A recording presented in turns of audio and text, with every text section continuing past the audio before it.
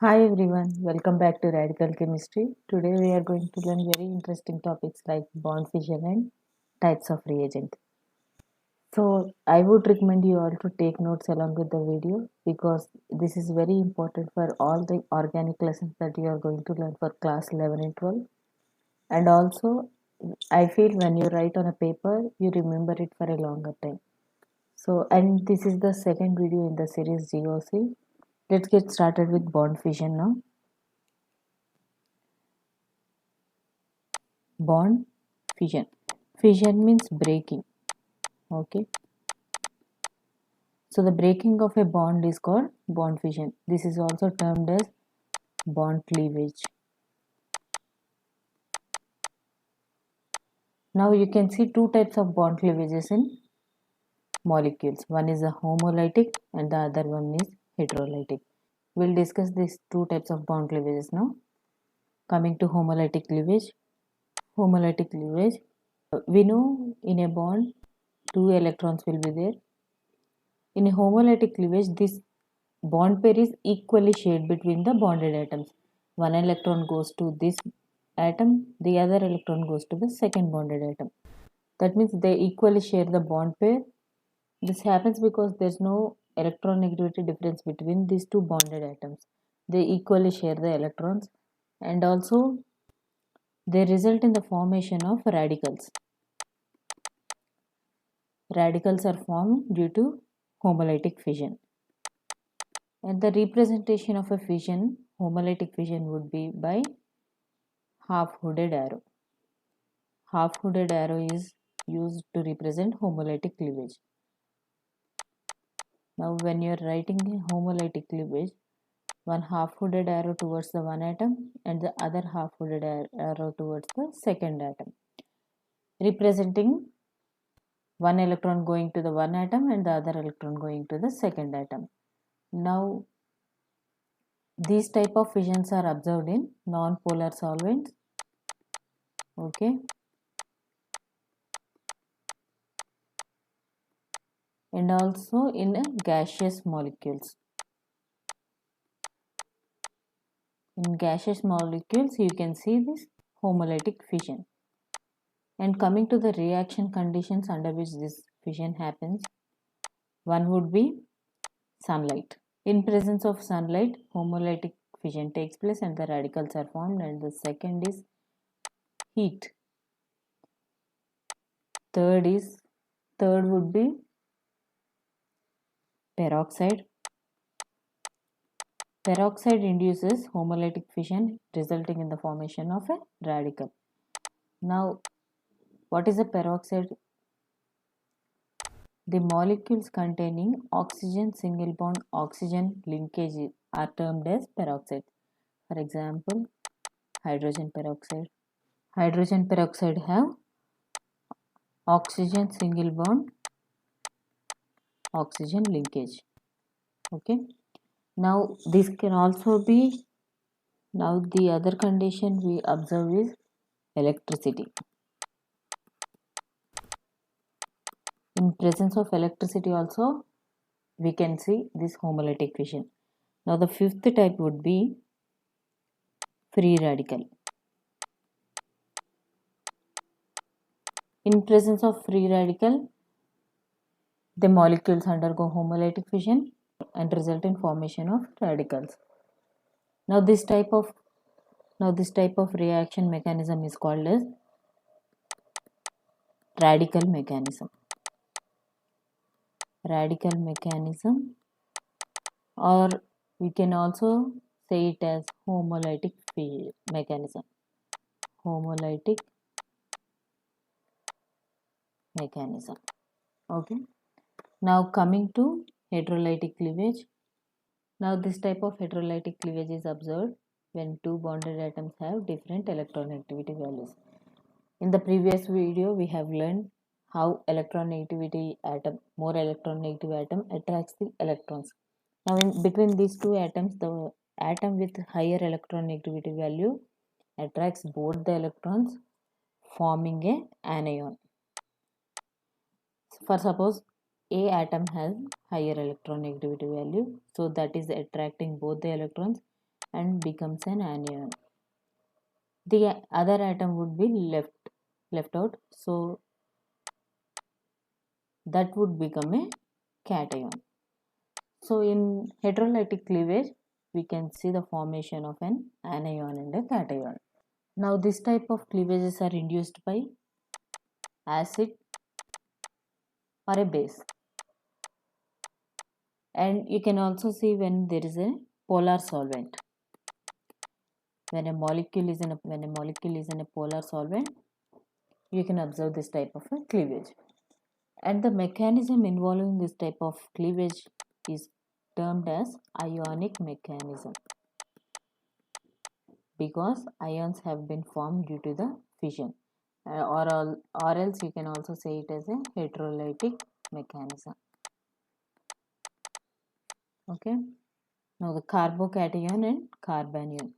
By the name you can understand carbo means carbon, cation means deficiency of a electron, that is with a positive charge. Carbanion, carbon with a negative charge. So these two are the reactive intermediates. These two are reactive intermediates. Reactive intermediates means they are in between the reactant and a product. They are structurally different from a reactant and they are proceeding towards the product. These structures are very unstable. They immediately turn into products. So we'll study about this carbocation and carbanion in the further videos. So we'll get into next topic, that is chemical reaction. We have learned what is a chemical reaction, what is a substrate, reagent and a product in our 10th standard. Now we'll brush up these terms so that we can proceed to the reagent part smoothly. So what is a chemical reaction? A chemical reaction is a process where the substrate molecule undergoing changes in the structure and converting it into a product. Now substrate, this is the molecule on which we are going to bring the change. We are going to bring the chemical change on this molecule. That is called substrate.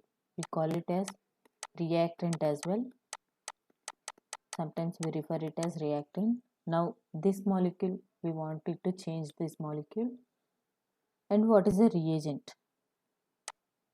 Reagent is a molecule which attacks the substrate to bring about the change we wanted.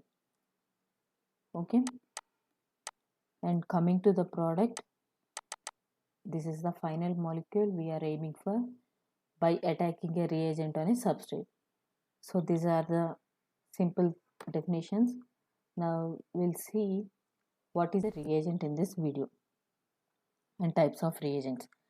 Now we'll see two types of reagents which are attacking on a substrate or a reactant. Okay. Now we see two types of reagents which are attacking on a substrate.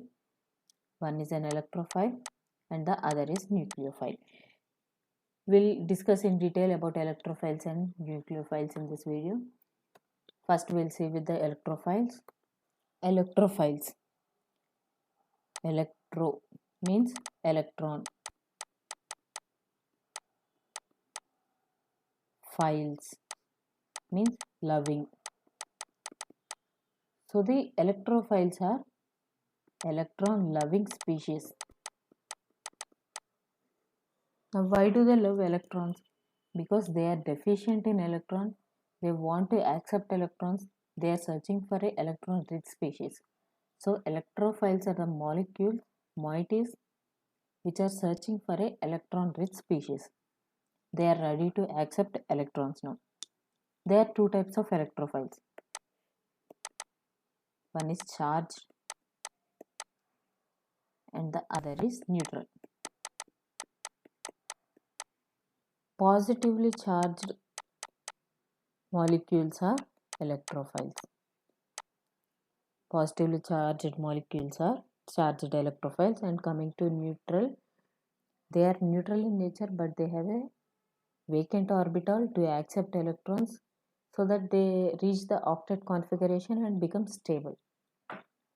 Now we'll see the examples in both charged type of electrophiles and neutral electrophiles. Coming to charged electrophiles, we'll see the examples in this. Okay, I hope you are understanding what I'm able to explain. Now we'll see the charged electrophiles. We'll see examples and types in this and what are the exceptions. Okay, now the charged electrophiles are positively charged. They are positively charged. They are positively charged because they are deficient in electrons and searching for an electron rich species to give electrons to them so that they get stable. We'll see the examples: proton,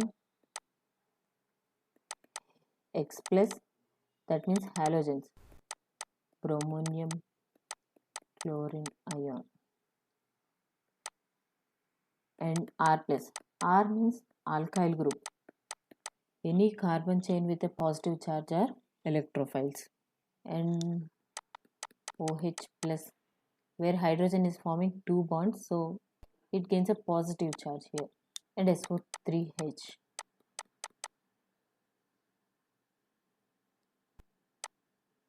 Okay, now we'll see what are the exceptions. So I have said positively charged molecules are electrophiles. Now group 1a and 2a elements are positively charged. 1a group elements are +1, 2a group elements are +2 positively charged. Now these positively charged molecules are not electrophiles. They are not electrophiles. This is very important point. By seeing the positive charger, we generally confuse them as electrophile, but we'll see why these group elements are not electrophiles. We'll take an example of sodium here. Sodium has 11 electrons. Now the nearest noble gas configuration is 10, that is of neon. Now sodium is losing one electron,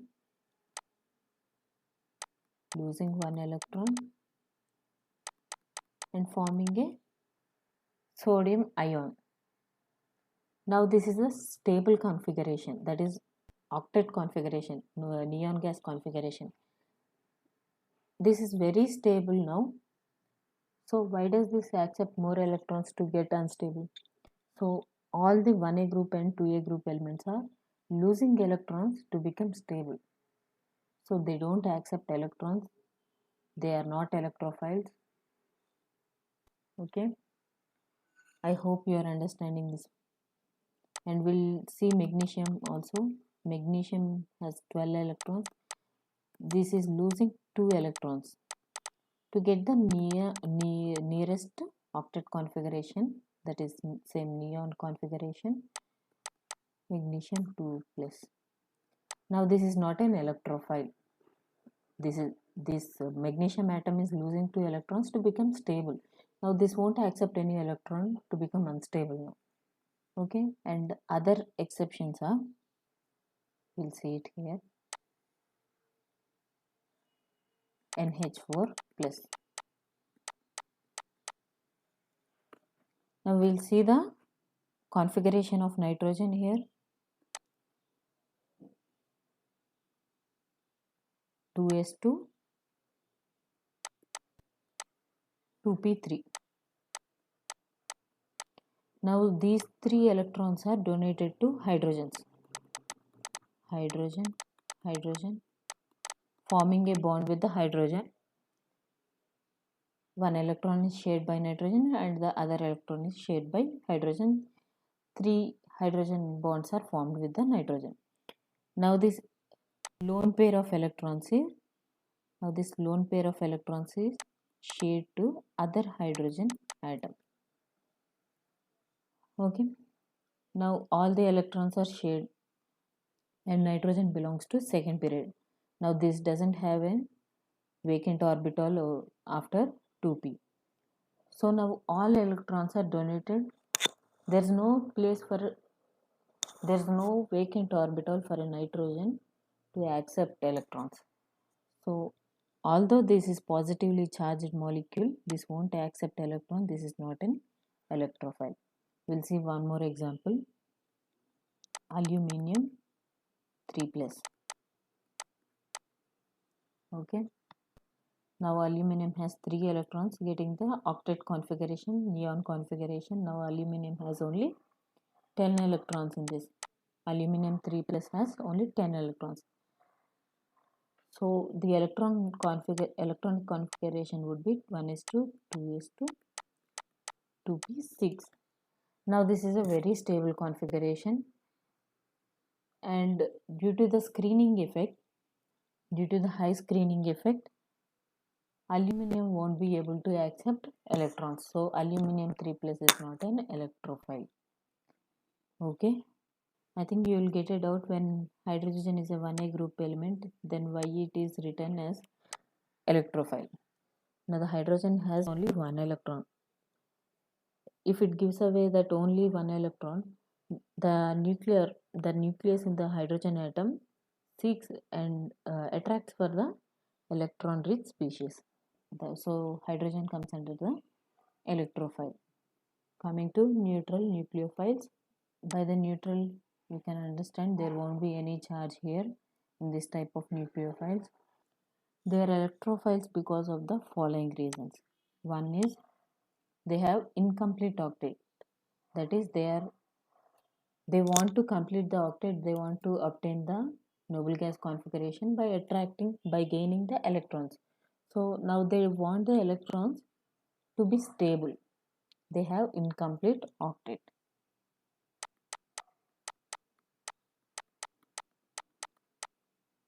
They have incomplete octet. We'll see examples in incomplete octet. BH3.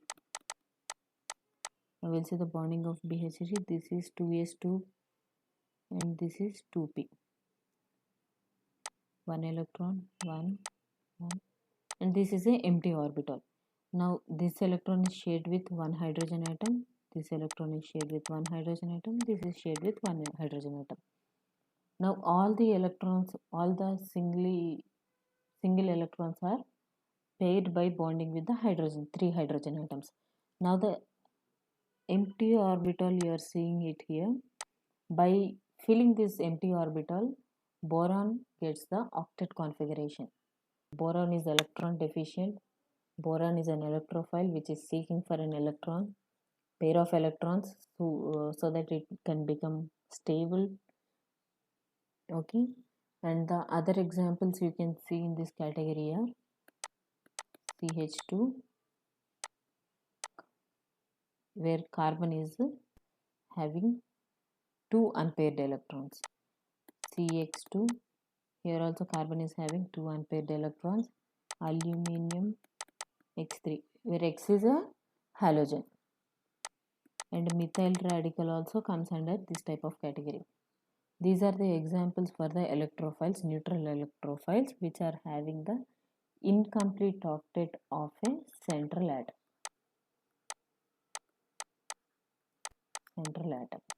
Now the other category would be, now this category of a compounds are covalent in nature. They have, the central atom has a complete octet, but they have expanded octet. That means when you see 3D and 4D period elements in the p block, they have filled the p block by forming bonds. Now they have empty d shell. Now they want to fill the empty d shell as well. So they are seeking for electrons. They are looking for electron rich species. So these compounds comes under the neutral electrophiles. We'll see examples in this. They have unfilled d shell. Now the examples for these are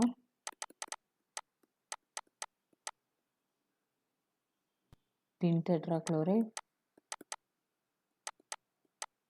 silicon tetrachloride, PCl5, SF6, and ISN. When you see all these central atoms are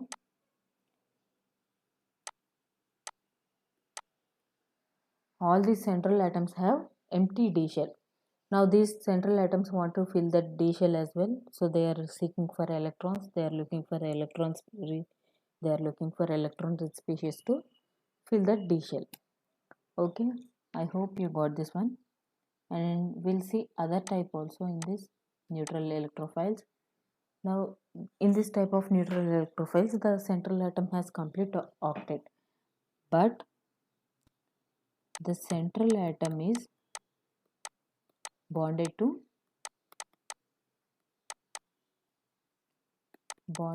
electron negative atoms, that is 2 or more electron negative atoms. So we'll see how does that affect. Okay, examples for these are BX3, ALX3, tin tetrachloride, CS2 and CX4. You can also see many examples. I'm just writing few examples here. We'll see BX3. To understand this concept, we'll see the example of BX3. Suppose in BX3, X is a halogen. We'll take fluorine, bromine and iodine and understand this one. Now boron has formed 3 bonds with the halogen atoms. Okay, it has formed 3 bonds. Now boron has an empty orbital. It is seeking for electrons. Okay, we'll also write the iodine here. Here boron has an empty orbital. Now this has empty orbital and it is bonded to 3 electron negative atoms, 3 halogens. Now we know halogens have lone pair of electrons. Okay, they have lone pair of electrons. Now these lone pairs, fluorine is ready to donate these lone pairs to the empty orbital by back bonding. By back bonding nature, they would like to donate the lone pairs. Iodine also donates the lone pair now. Iodine also donates the lone pair to empty orbital. Chlorine also donates, bromine also donates. All the halogen atoms forms back bonding. Now the question is, which halogen atom is donating more and forming the strongest back bond? Now fluorine is small atom. Now suppose this is a fluorine atom. This is nucleus. The electrons in the outer orbital of a fluorine are very close to the nucleus. So when the electrons are shared to the empty orbital of a boron, the screening effect on these electrons make the back bonding stronger. And when you come to the iodine atom, iodine is a very large atom compared to fluorine. So the screening effect of nucleus towards the lone pair will be very small compared to fluorine. Now when the iodine is donating it to the empty orbital of boron, the screening effect is less, so the back bonding effect will be also less. The back bonding effect also will be very less compared to the fluorine atom. So due to this back bonding nature, fluorine atom has formed stronger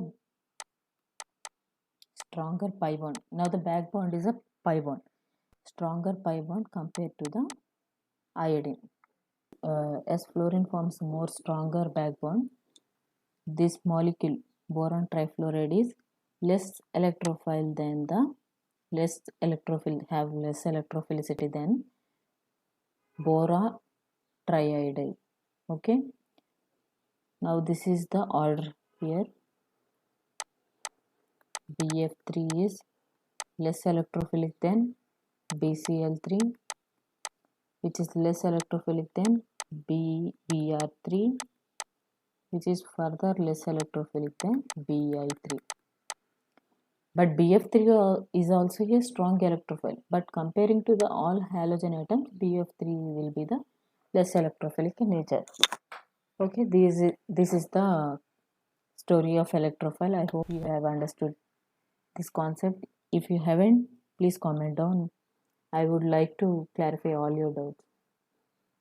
I will definitely clear them. And when you are learning electrophile, and if you have already studied the concept of Lewis acid and Lewis base, you will definitely get a doubt between the definition of an electrophile and an Lewis acid, because there is a similarity between definition. We'll see what is the specific definition of an electrophile and specific definition of a Lewis acid, and what are the differences between these two. Electrophile is an electron deficient species. And what is a Lewis acid? Lewis acid is also an electron deficient. Electron deficient. They are deficient of electron pair. They accept electron pair. That means 2 electrons. And when you see electrophiles, electrophiles are molecules which are deficient in 1 electron, 2 electron, 3 electron, whatever may be the number, the deficiency of electron comes under the electrophile. Whether it is 1, 2 or 3, doesn't matter. But in a Lewis acid, they are deficient of an electron pair. Okay, now by this we can understand Lewis acid is a category of an electrophile. Okay, all Lewis acids are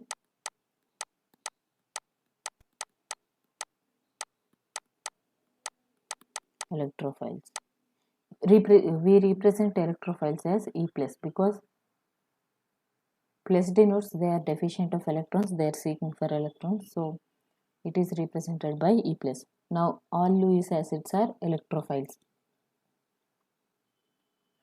but all electrophiles are not Lewis acids. You see, Lewis acids are accepting electron pair, that is a pair of electrons, 2 electrons. Now electrophiles also accept 2 electrons. So all Lewis acids are electrophiles. But coming to electrophiles are molecules which are accepting even 1 electron. So accepting 1 electron, 3 electron, 2 electron, 4 electrons also comes under electrophile but does not come under Lewis acid. So this is about the electrophile and the Lewis acid. Now we'll start with the nucleophile. Now nucleophiles. Now nucleophiles, nucleo that means nucleus. Philes means loving. That means they are nucleus loving. Nucleus is positively charged. Protons are positively charged. So negatively charged particles attract the positively charged particles. Now what are the negatively charged particles in an atom? Electrons. So nucleophiles are the electron rich species. They are electron rich species. Okay. They donate electron pair. Nucleophiles donate electron pair. Now these are classified into 3 categories. One is charged nucleophiles.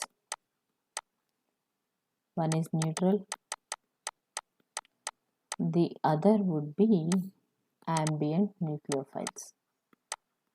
And you can also see one more category here, that is organometallics. Okay, organometallics. Now when you are saying charged nucleophiles are the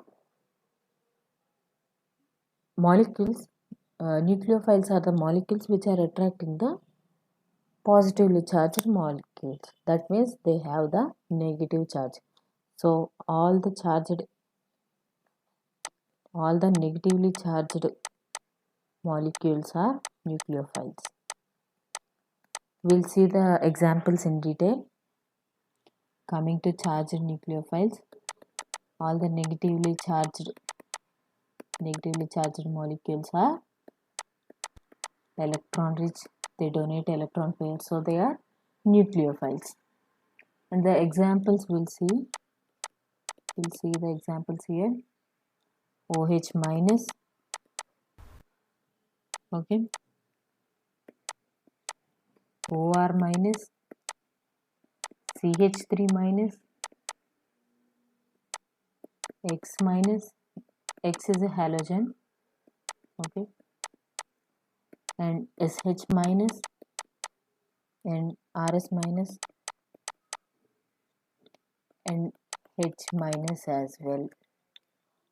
Okay, now these are the charged nucleophiles.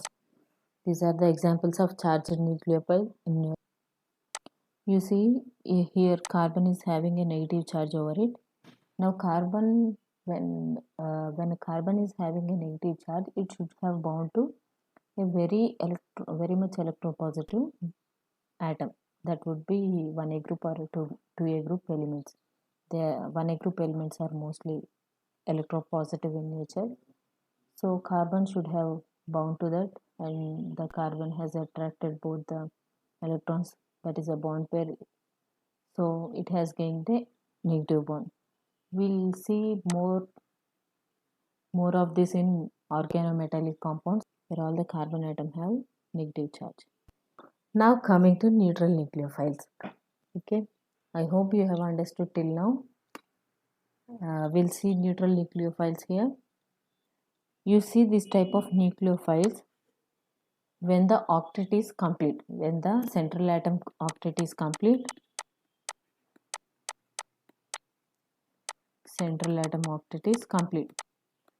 so they donate the lone pair of electron. We'll see examples in this category.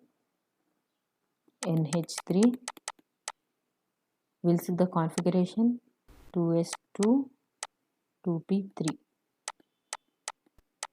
where these three atoms are bonded to three hydrogen atoms. This bond pair is donated towards the electron deficient species, by which the ammonia molecule, NH3 molecule, becomes nucleophilic in nature. We'll see more examples here. RNH2, R2NH, R3N, NH2, NH2. So nitrogen have lone pair of electrons in all these structures. Okay, so they donate the lone pair. So they donate the lone pair to the electron deficient molecules.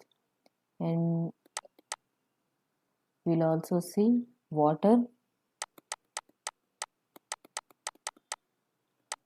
alcohol, ether, ROR, where oxygen is having two lone pairs. So oxygen donates it to the electron deficient species. And we have sulfur, compounds as well.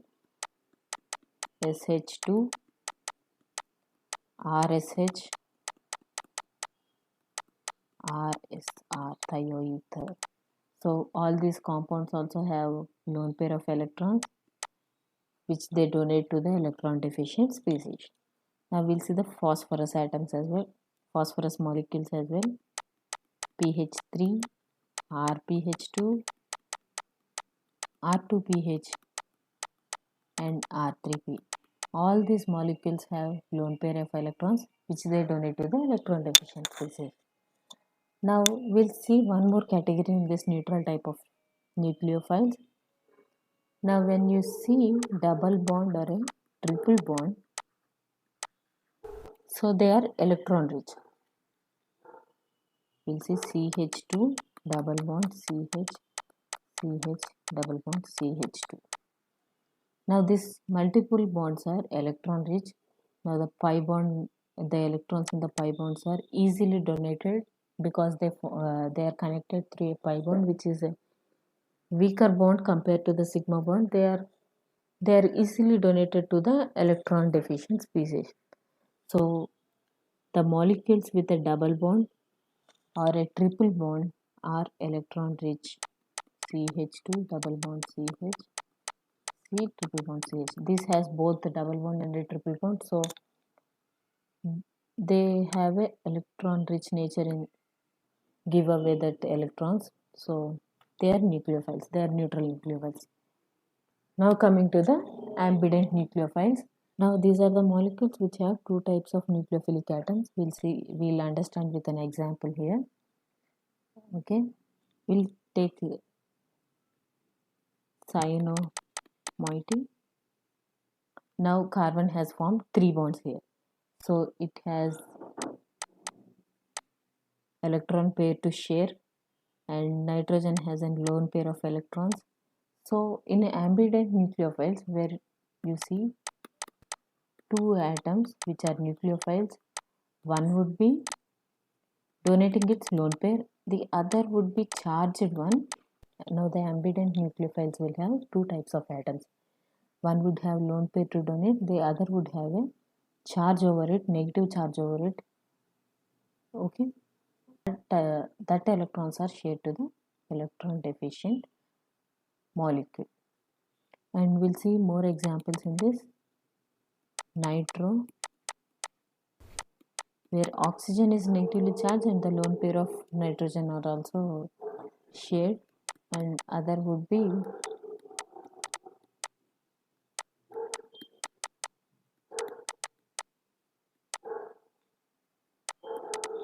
now this oxygen has a lone pair of electrons. Oxygen donates its lone pair, and now here this oxygen has a charge over it, negative charge over it. So those electrons are shared to a electron deficient atom. Now this is the story of a nucleophiles. We'll see what are organometallic compounds. Now organometallic compounds are also nucleophiles. They are nucleophiles. Okay, the basic structure here is the basic structure of an organometallic is organo, that means alkyl group or a phenyl group. Okay, we'll denote it as R. Metallic, that means a metal is bounded to organic compound. We'll denote metal as an M. When you see this type of a bonding in a molecule, they are called as an organometallic compounds. Now we'll see what are the compounds. We'll see few examples of an organometallic compounds. One is a very popular one, Grignard reagent. Grignard reagent. Okay, this common formula is RMgX, where X is a halogen. You can see RMgBr, RMgCl. All these are Grignard reagents. Okay, when you see organometallic compound, now the metal is electropositive in nature. So the organic moiety, that is the alkyl group, gains a negative charge when the bond is broken over here. So always the alkyl group coming from a organometallic compounds are negatively charged. So they are nucleophilic in nature. Now these organometallics are used in CC bond formations. They are used in CC bond formations. Please remember this point. We'll use it later in further videos. And the other examples of organometallics are Gilman reagent, where the metal is copper, R2CuLi is the general structure of a Gilman reagent. You can also see organolithium, RLI. Now we have many organometallic compounds, but these three are very popular. We are going to study reactions involving these three organometallics. So I would recommend you to note it down and remember these three organometallic compounds: Grignard, Gilman, and organolithium. And coming to nucleophiles and Lewis base, we have seen the difference between electrophiles and Lewis acid. Now we'll see the definition. What are the similarities between nucleophiles and Lewis base, and what are the differences? Okay, so nucleophiles are those molecules which donate an electron pair. They donate electron pair. Now Lewis base also donates electron pair. Okay. Now the difference is Lewis base donates the electron to proton. Nucleophiles donate the electron pair to all other atoms but not the proton. So this is the difference between nucleophiles and a Lewis base. Lewis base is a subcategory of a nucleophile. Nucleophiles donate their electron pair to all other atoms except proton, whereas Lewis acid donates to proton. And in a group, when you see in a group, nucleophilic strength increases down the group. Okay. When you see nitrogen and phosphorus, phosphorus has a higher nucleophilicity than nitrogen, and Lewis basicity is just opposite to that. Now nitrogen has more basicity character than phosphorus. Basicity order for this will be nitrogen has greater basicity, and coming to nucleophilicity order, phosphorus has a higher nucleophilicity. This order is same for all the groups. We will see the example of halogens here: fluorine, bromine, and iodine. So iodine has the greater nucleophilic character.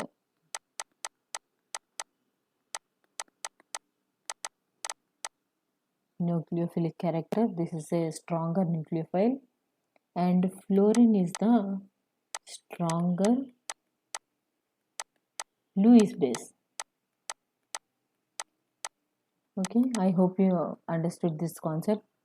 So the nucleophiles are denoted as Nu with a negative charge. These are nucleophiles, and I forgot to mention one particular example where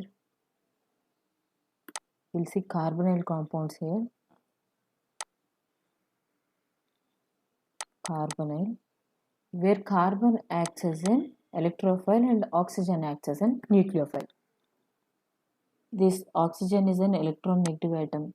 It donates the electron pair to electron deficient species, and when it donates the electron pair, now oxygen is an highly electron negative atom, so it attracts the bond pair towards itself. Now when this bond pair is moving towards the oxygen, carbon becomes the electron deficient, so this becomes the electrophile.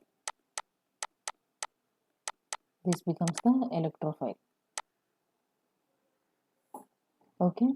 Now we see within the same molecule you see both electrophile and nucleophile. So we will see more examples in this type of category where say both the electrophile and nucleophile in the same compound. Cyano compounds. Okay. Ester compounds. C double bond OR.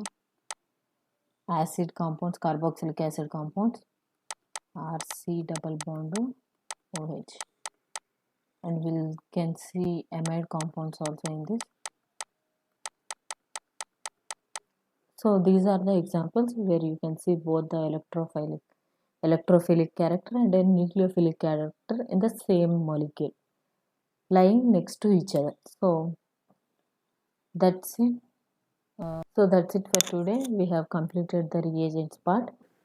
If you understand my way of teaching, please like this video because that will motivate me to do more such videos, and also share it with your friends and subscribe to this channel to get the latest videos I upload. Thanks for watching.